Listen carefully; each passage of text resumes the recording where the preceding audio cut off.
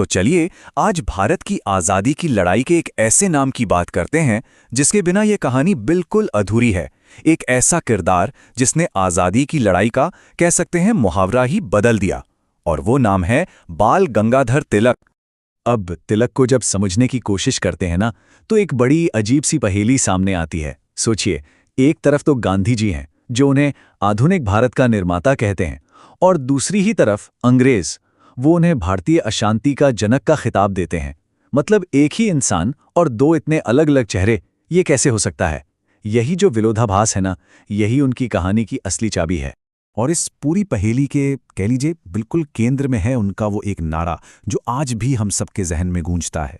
ये सिर्फ शब्द नहीं थे, नहीं, ये तो एक ऐलान था, एक ऐसा संकल्प था जिसने लाखों करोड़ों लोगों की सोच को, उनकी हिम्मत को एक बिल्कुल नई दिशा दे दी। तो सवाल ये उठता है कि ये स्वराज का विचार आखिर था क्या? तो चलिए सबसे पहले उस खिताब को ही समझते हैं जो अंग्रेजों ने उन्हें दिया था, भारतीय अशांति का जनक। ऐसा क्या था उनमें? आखिर क्यों एक भारतीय नेता ब्रिटिश साम्राज्य की नजरों में इतना बड़ा खतरा बन गया था?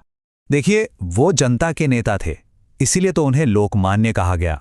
मतलब जिसे लोगों ने अपना मान लिया हो।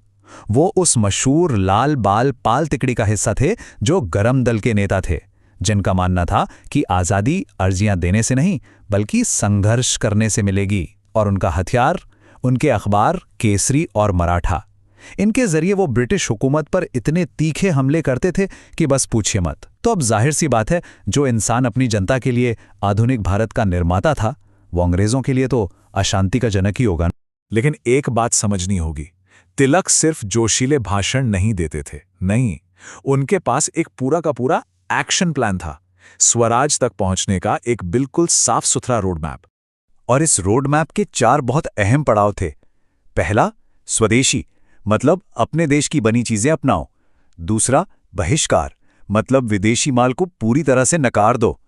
तीसरा, राष्ट्रीय शिक्षा, यानी ऐसी पढ़ाई जो हमें हमारी अपनी जड़ों से जोड़े, ना कि हमें पश्चिम की नकल करना सिखाए। और इन चारों का मकसद सिर्फ एक था, स्वराज, यानी अपना राज।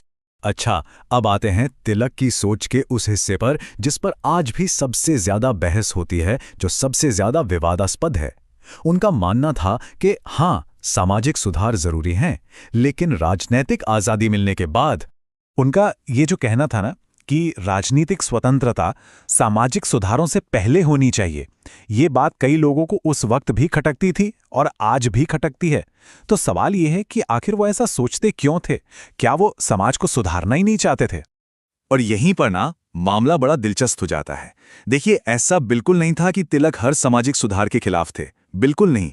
उन्होंने महिला शिक्षा का समर्थन किया, बाल विवाह की निंदा की, विधवा पुनर्विवाह की भी वकालत की।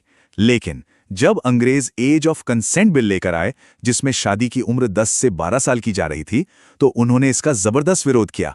अब सवाल है क्यों? क्योंकि उन्हें ही अपने धर्म और समाज में अंग्रेजों की सीधी सीधी दखलंदाजी लगी।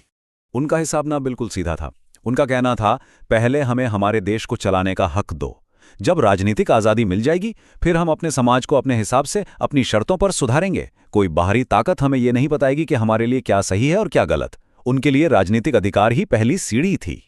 तो फिर सवाल ये उठता है कि उनके इस पूरे आंदोलन की नींव क्या थी? वो कौन सी ऐसी भावना थी जो इतने सारे लोगों को एक साथ जोड़ रही थी? देखिए, ये कोई किताबी फलसफा नहीं था। तिलक के लिए राष्ट्रवाद, नेशनलिज्म एक एहसास था, एक जज्बा था, एक ऐसी मनोवैज्ञानिक भावना जो करोड़ों लोगों को एक धागे में पिरोती है। उनके लिए ये दिमाग से ज्यादा दिल का मामला था। और इस जज्बे को जगाने के लिए उन्होंने 2 बड़े मजबूत हथियारों का इस्तेमाल किया, इतिहास और अर्थव्यवस्था।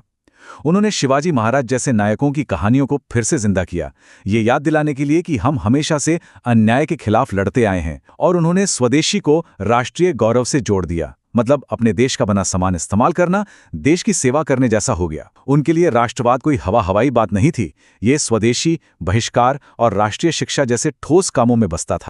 तो देखिए, घूम फिरकर बात वापस वहीं आ जाती है, स्वराज पर। लेकिन जैसा कि हमने शुरू में ही कहा था, तिलक की हर बात की तरह इस एक शब्द का भी एक नहीं बल्कि उससे कहीं ज्यादा गहरा मतलब था। तिलक का स्वराज सिर्फ अंग्रेजों को देश से भगाने तक सीमित नहीं था। इसके 2 मतलब थे। एक था राजनीतिक अर्थ, यानी होम रूल, राष्ट्रीय स्वतंत्रता, देश की सत्ता का हमारे अपने हाथों में होना। लेकिन एक दूसरा और शायद उससे भी ज्यादा गहरा मतलब था, नैतिक अर्थ।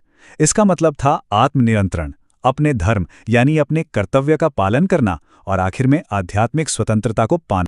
और यही उनकी पूरी सोच का निचोड़ है। तिलक का मानना था कि आध्यात्मिक आज़ादी के लिए पहले राजनीतिक आज़ादी की ज़रूरत होती है। जब तक कोई देश राजनीतिक तौर पर गुलाम है, तब तक उसके नागरिक नैतिक और आध्यात्मिक रूप से आज़ाद हो ही नहीं सकते। राजनीतिक स्वराज वो उपजाऊ जमीन है जिस पर बाकी सभी सद्गुण और आज़ादियां अपने आप उग सकती हैं। तिलक ने खुद इसे एक पेड़ की मिसाल देकर क्या खूब समझाया था। उन्होंने कहा था, हमारा राष्ट्र एक पेड़ की तरह है जिसका मूल तना स्वराज है और शाखाएं स्वदेशी और बहिष्कार हैं। मतलब एकदम साफ है। उनके लिए हर चीज की जड़ में, केंद्र में सिर्फ और सिर्फ स्वराज ही था। और यहीं पर आज इस चर्चा को रोकते हैं, लेकिन एक सवाल के साथ। तिलक का ये जो दर्शन था कि पहले राजनीति फिर समाज सुधार, ये आज के भारत में कितना मायने रखता है? जब हम देश की तरक्की की बात करते हैं तो प्राथमिकता किसे देनी चाहिए? राजनीतिक समस्याओं को सुलझाने को या सामाजिक बुराइयों को खत्म करने को? इस पर सोचना जरूरी है।